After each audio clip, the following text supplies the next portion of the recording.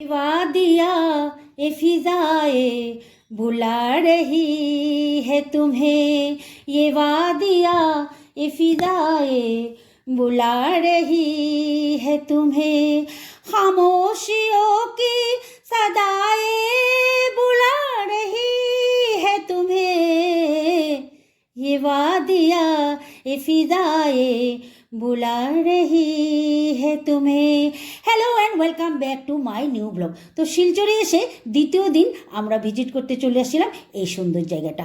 এত সুন্দর পরিবেশ, এত সুন্দর মানে বলে বোঝাতে পারবো না, তোমরাই নিজ চোখে দেখে নাও। দেখো, পথের দুধারে রয়েছে জঙ্গলে ঘেরা পাহাড়, মাঝখান দিয়ে পথ বয়ে গেছে। পথটাও কি যেই সেই পথ, একদম গোল গোল গোল গোল, মনে হয় যেন কেউ বিছিয়ে রেখে গেছে। সত্যি চারিদিকের পরিবেশ অনেকটাই সুন্দর। আর মানে সব থেকে ভালো কী বলো তো, একদম জ্যাম নাই, জনবসতি নাই, কোনো হাল্লা চিৎকার নাই, তার জন্য একদম যেন নির্জনতায় বিরাজিত। তো নির্জনতায় মনকে আরও তাড়াতাড়ি যেন আকৃষ্ট করতে পারে, তাই না বলো? তবে পরিবেশ ছিল একদম রোমাঞ্চকর। দেখো, ওই ধারে দেখা যাচ্ছে একটা ছোট্ট টুকরো পাহাড়। হ্যাঁ, এটা বড় পাহাড়ই ছিল, কেটে কেটে এখন এটাকে মানে রাস্তা বানানো হয়েছে। কিন্তু এই টুকরো পাহাড়টাও খুব সুন্দর একটা সিনারি কিন্তু বহন করে রেখেছে। তো চারিদিকের পরিবেশ সুন্দর। আমরা বর্তমান অনেকটাই কিন্তু উপরে আছি। এখান থেকে না নিচের পরিবেশটা দেখতে আরও দারুণ লাগে। ছোট ছোট গাড়ি যাচ্ছে, তারপরে তোমার একদম হলুদ হলুদ ধানের খেতি দেখা যাচ্ছে, দারুণ। আর পথগুলো যেন কেউ এঁকে রেখেছে, একদম যেন চার্ট পেপারে কেউ সিনারি এঁকে রাখে, ঠিক তেমনটাই পরিবেশ ছিল। তো বলে দিয়ে এই জায়গাটার নাম কি? হ্যাঁ, এই জায়গাটার নাম হচ্ছে হাফলং রোড। তো ট্রেন থেকে তোমাদেরকে যে সৌন্দর্যগুলো দেখিয়েছিলাম সেটারই এটা বাই রোড। তো সত্যি খুব সুন্দর পরিবেশ। তো আমরা কিন্তু আরেকটু আগে যাব, মানে আরেকটা স্পট আছে, সেটাও তোমাদেরকে দেখাবো, সেটা কালকে দেখাবো।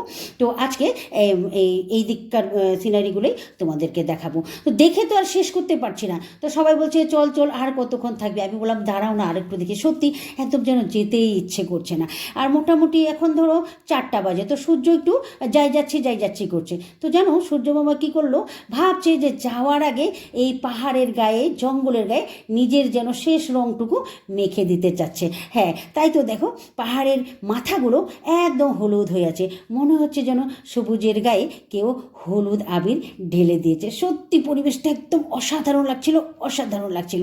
তো সূর্য কিন্তু অনেকক্ষণ চেষ্টা করছিল আমাকেও রং মাখিয়ে দেওয়ার জন্য, জানো তো, সর্বশেষে আমাকে রাঙিয়েই দিল। সূর্যের রঙে আমিও একদম ঝলমল ঝলমল কিন্তু হয়ে গেছি।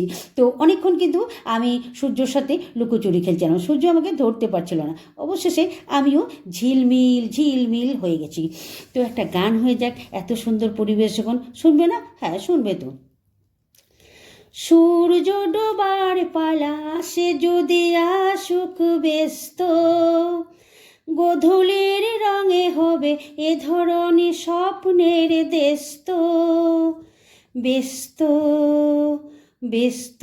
ভিডিওটি কেমন হয়েছে? ভালো লাগলে কিন্তু লাইক করতে ভুলবে না।